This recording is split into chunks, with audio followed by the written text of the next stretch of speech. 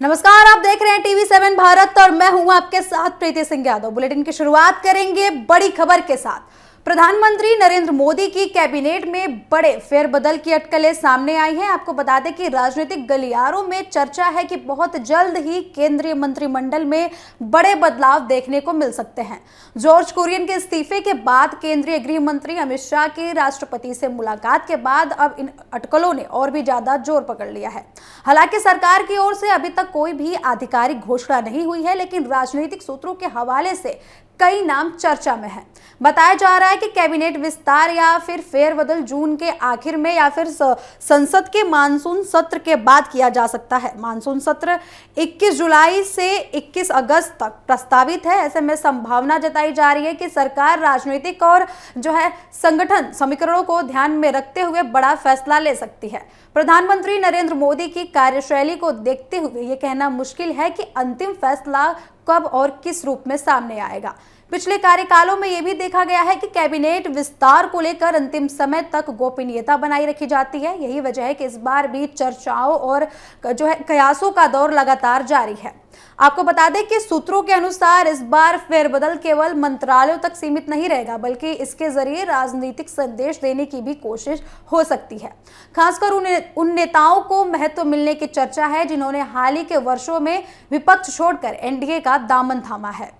महाराष्ट्र की राजनीति से जुड़े कुछ नाम ऐसे भी चर्चा में आ रहे हैं जिसमें यह कहा जा रहा है कि उद्धव ठाकरे की पार्टी छोड़कर आए नेताओं को केंद्र में प्रतिनिधित्व मिल सकता है। पूर्व सांसद संजय दीना पाटिल का नाम संभावित चेहरे में लिया जा रहा है। वहीं मुख्यमंत्री एकनाथ शिंदे के बेटे और सांसद श्रीकांत शिंदे को भी कैबिनेट रैंक दी जा सकती है। आपको बता दें कि सिर्फ महाराष्ट्र ही नहीं, पश्चिम बंगाल की राजनीति भी इस बार संभावित फेरबदल का हिस्सा बन सकती है।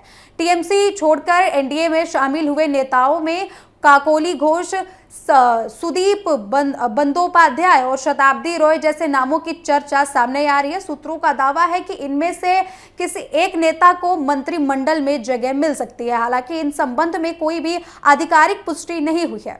वहीं दूसरी ओर कुछ मौजूदा मंत्रियों की जिम्मेदारियों में बदलाव की चर्चा सामने आई है। कहा जा रहा है कि उत्तर प्रदेश भाजपा के अध्यक्ष और केंद्रीय मंत्री पंकज चौधरी को संगठन में बड़ी जिम्मेदारी दी जा सकती है।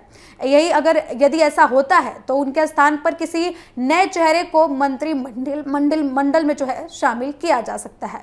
इसी तरह दिल्ली भाजपा अध्यक्ष और केंद्रीय मंत्री हर्ष मल्होत्रा को भी संगठन में भेजे जाने की अटकलें लगाई जा रही हैं। माना जा रहा है कि भाजपा आगामी विधानसभा चुनावों और संगठन की मजबूती को ध्यान में रखते हुए अनुभवी नेताओं का इस्तेमाल संगठन में करना चाहती है, जबकि सरकार में नए और युवा चेहरों को आगे लाने की रणनीति पर काम किया जा सकता है।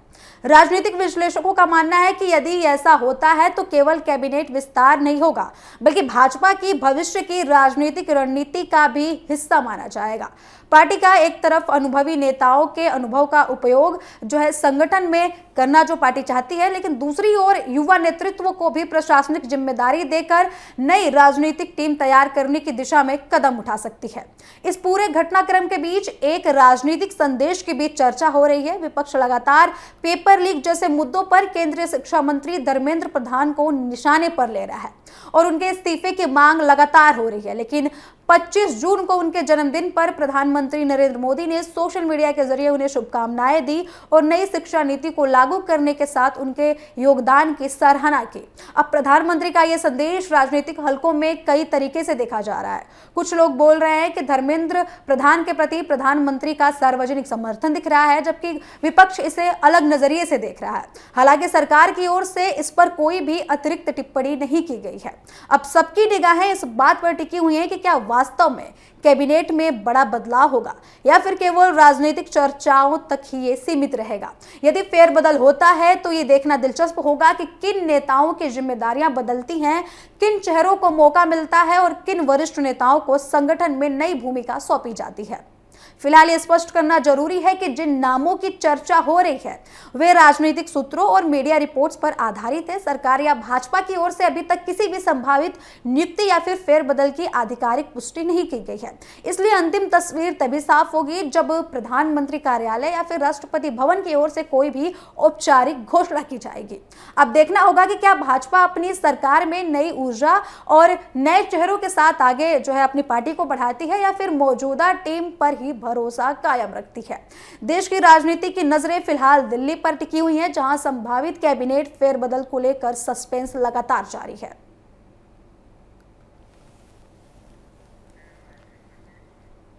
अयोध्या के राम मंदिर को लेकर बड़ी अपडेट सामने आई है। आपको बता दें कि राम मंदिर को लेकर देश की राजनीति एक बार फिर गर्मा गई है। इस बार विवाद भगवान राम के चढ़ावे, आभूषणों और दान के रिकॉर्ड को लेकर खड़ा हुआ सवाल है। आपको बता दें कि कांग्रेस ने बीजेपी सरकार और राम मंदिर ट्रस्ट पर गंभीर आरोप लगाए हैं। कांग्रेस का दावा है कि भगवान राम को चढ़ाया गया हीरे का हार गायब है, सोने के आभूषण का कोई पूरा रिकॉर्ड नहीं रखा गया है और नगद दान के हिसाब में भी गड़बड़ी है। हालांकि इन आरोपों की पुष्टि नहीं हुई है और न ही राम मंदिर ट्रस्ट या फिर केंद्र सरकार की ओर से इन दावों पर आधिकारिक प्रक्रिया सामने आई है। लेकिन कांग्रेस के वरिष्ठ नेता और राज्यसभा सांसद राजीव शुक्ला ने दिल्ली स्थित कांग्रेस मुख्यालय में प्रेस कॉन्फ्रेंस कर सरकार पर तीखा हमला बोला।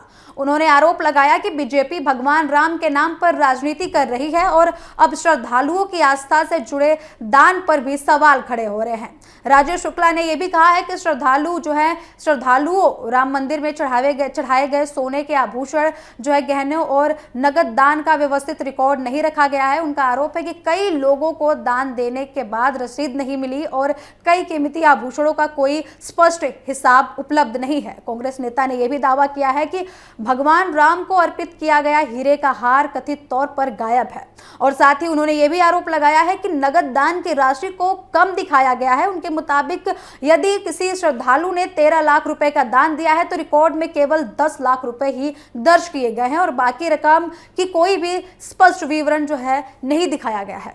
इन आरोपों के आधार पर कांग्रेस ने मामले की सुप्रीम कोर्ट की निगरानी में उच्च स्तरीय जांच की मांग की है। पार्टी का कहना है कि पूरे मामले की निष्पक्ष जांच होनी चाहिए ताकि ये सामने आ सके कि दान और आभूषणों के प्रबंधन में कहीं कोई गड़बड़ी है या फिर नहीं।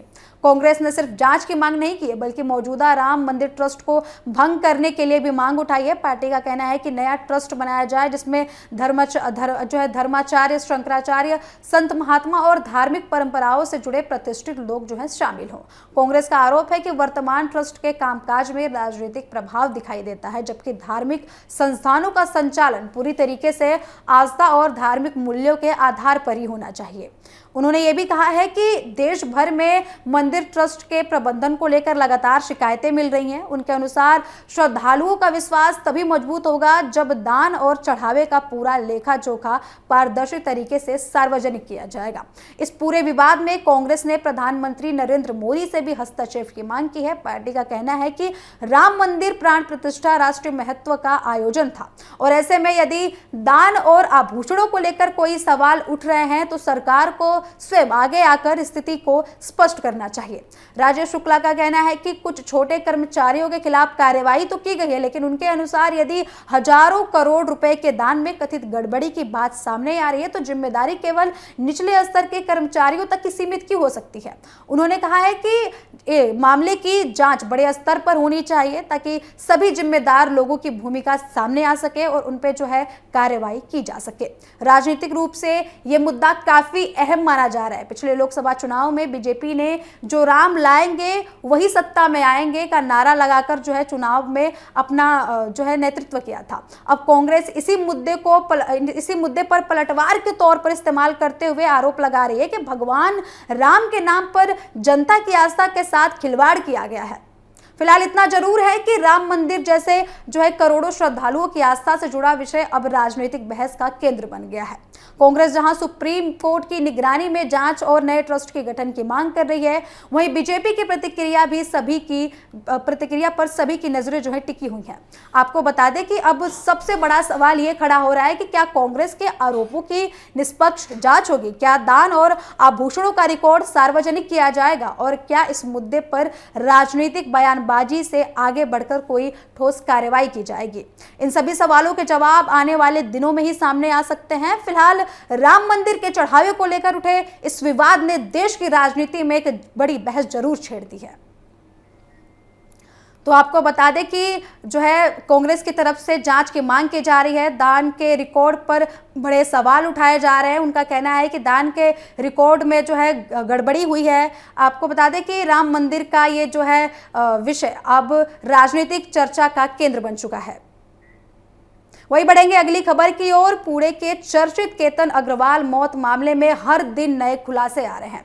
पुलिस इसे हत्या का मामला बता रही है, जबकि जांच अभी भी जारी है। इसी बीच मृतक के परिवार ने कई ऐसे दावे किए हैं जिससे यह मामला और भी ज्यादा गंभीर रूप लेता नजर आ रहा है। केतन अग्रवाल के पिता विशाल अग्रवाल का कहना है कि घटना वाले दिन उन्हें अपनी जो है होने वाली बहू सिया गोयल पर शक हो गया था। उनके मुताबिक जब मौके पर मौजूद महिला पुलिसकर्मी ने कहा कि केतन अभी जिंदा है और उसे तुरंत अस्पताल ले जाना चाहिए, तभी सिया के हाव भाव अचानक बदल गए। परिवार का दावा है कि ये वही पल था जब उन्हें लगा कि मामला केवल एक हादसा नहीं हो सकता है। विशाल अग्रवाल के अनुसार 18 जून को सिया की मां का फोन आया कि केतन जो है लोहगढ़ किले से गिर चुका है।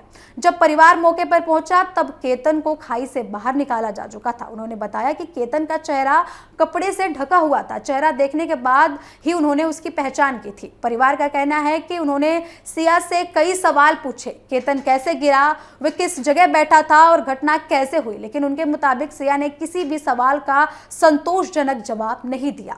अगले दिन जब सिया उनके घर पहुंची तब जो है परिवार ने वही सवाल दोहराए, लेकिन उन्हें कोई भी स्पष्ट जवाब सिया की ओर से नहीं मिला। विशाल अग्रवाल का दावा है कि इसी दौरान सिया की बुआ उसे बातचीत के बीच जो है ये कहते हुए जो है वहां से ले गई कि तू चल, जल्दी चल। परिवार का कहना है कि इसी घटना के बाद उनका शक और भी ज्यादा गहरा हो गया है। केतन के परिवार ने बताया कि उसी शाम उन्होंने पूरे घटनाक्रम की समीक्षा की। सोसाइटी के सीसीटीवी फुटेज देखे गए और परिवार ने पुलिस को अपनी आशंकाओं की भी जानकारी दी। उनका दावा है कि घर लौटते समय सिया सामान्य दिखाई दे रही थी, उसका व्यवहार उन्हें असामान्य लगा।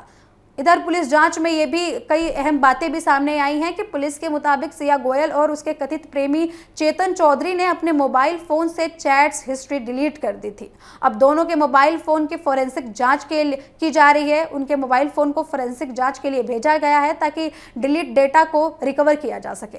जांच के दौरान पुलिस ने सिया के भाई साहिल गोयल पर भी लंबी पूछताछ की। पुलिस का कहना है कि साहिल चेतन चौधरी को जो है जानता था और इस संबंध में उससे कई महत्वपूर्ण जानकारियां जो है जुटाई गई हैं। पुलिस का दावा है कि पूछताछ के दौरान सिया ने बताया कि उसे केतन का विग पहनना और हकलाना पसंद नहीं था। पुलिस ने इस बयान को हत्या की कथित साजिश के तौर पर देखा है। हालांकि केतन के पिता विशाल अग्रवाल ने इस दावे को खारिज करते हुए कहा कि शादी तय होने से पहले ही सिया और उसके परिवार को केतन के विग के बारे में पूरी जानकारी दी गई थी। पुलिस की जांच के अनुसार ये कथित साजिश एक दिन में नहीं बनाई गई थी, बल्कि ये दावा किया गया है कि 31 मई को लोहगढ़ किले की पहली यात्रा के दौरान सिया के मन में केतन को पहाड़ी से धक्का देने का विचार आया। 14 जून को कथित तौर पर पहली कोशिश की गई थी, लेकिन केतन उस वक्त बच गया था। इसके बाद 17 जून को सिया और चेतन चौधरी ने एक कैफे में मुलाकात की। कथित रूप से अंतिम योजना बनाई गई और 18 जून को अंतिम घटना को अंजाम दिया गया। पुलिस के जांच में 3 प्रमुख सुराग भी मिले हैं। आपको बता दें कि पहला सिया के कथित बदलते हाव भाव और परिवार के संदेह हैं। दूसरा लोहगढ़ किले के सीसीटीवी फुटेज हैं, जिनमें एक युवक लगातार केतन और सिया के आसपास दिखाई दे रहा है, उनका पीछा करता हुआ दिखाई दे रहा है। पुलिस का दावा है कि ये वही युवक है जिसका नाम चेतन चौधरी है, जिसकी पहचान छिपाने के लिए उसने अपनी पहचान छिपाने के लिए हुडी पहन रखी है। और तीसरा सुराग जो है कॉल डिटेल्स बताए जा रहे हैं। पुलिस के मुताबिक जनवरी से लेकर घटना वाले दिन तक सिया और चेतन के बीच 2000 से अधिक कॉल हुई थी और दोनों के बीच करीब 338 घंटे बातचीत हुई थी। पुलिस का यह भी कहना है कि जांच में ये संभावनाएं सामने आ रही हैं कि सिया की जो है शादी के लिए मानसिक रूप से सिया तैयार नहीं थी। दूसरी ओर पुलिस के अनुसार प्रेमी चेतन चौधरी से पूछताछ में कहा गया है कि सिया परिवार की बदनामी के डर से सगाई तोड़ना नहीं चाहती थी। पुलिस इन्हीं पहलुओं को हत्या के संभावित कारणों के रूप में जांच कर रही है। हालांकि इस पूरे मामले में सिया गोयल के परिवार का पक्ष बिल्कुल बिल्कुल भी अलग है। सिया की मां पूजा गोयल ने मीडिया से बातचीत में कहा है कि उनकी बेटी शादी को लेकर खुश थी और परिवार को इस रिश्ते से कोई आपत्ति नहीं थी। उन्होंने ये भी कहा है कि जांच में अगर उनकी बेटी दोषी पाई जाती है तो उसके खिलाफ जो है आवश्यक कानूनी कार्रवाई होनी चाहिए, उसको सजा मिलनी चाहिए। वहीं सिया के पिता प्रवीण गोयल ने दावा किया है कि लोहगढ़ किले पर जाने का प्रस्ताव केतन की ओर से आया था। उन्होंने कहा कि दोनों एक दूसरे से प्रेम करते थे और शादी की तैयारियां जो है पूरी तरीके से उत्साहित होकर कर रहे थे। परिवार का यह भी कहना है कि उन्हें चेतन चौधरी के बारे में कोई भी जानकारी नहीं थी। इसी बीच महाराष्ट्र के मुख्यमंत्री देवेंद्र फडणवीस ने मृतक के परिवार से मुलाकात की है। राज्य सरकार ने परिवार की मांग पर मामले की सुनवाई फास्ट ट्रैक कोर्ट में कराने की सहमति भी दे दी है। अब ये पूरा मामला जो है अब कोर्ट तक पहुंच चुका है। अब आगे क्या होगा ये देखना दिलचस्प होगा, ये कोर्ट कौन सा मोड़ लेता है। तो फिलहाल सिया गोयल और चेतन चौधरी पुलिस हिरासत में हैं। अब इस हाई प्रोफाइल मामले में सबसे बड़ा सवाल यही है कि क्या पुलिस के दावों को अदालत में पर्याप्त सबूतों का समर्थन मिलेगा? क्या ये वास्तव में हत्या थी या फिर जांच में कोई नया मोड़ सामने आ सकता है? इन सभी सवालों का जवाब अब अदालत की कार्यवाही और जांच एजेंसियों की अंतिम रिपोर्ट के बाद ही स्पष्ट होगा। फिलहाल इस बुलेटिन में इतना ही। जुड़े रहें TV7 भारत के साथ। नमस्कार।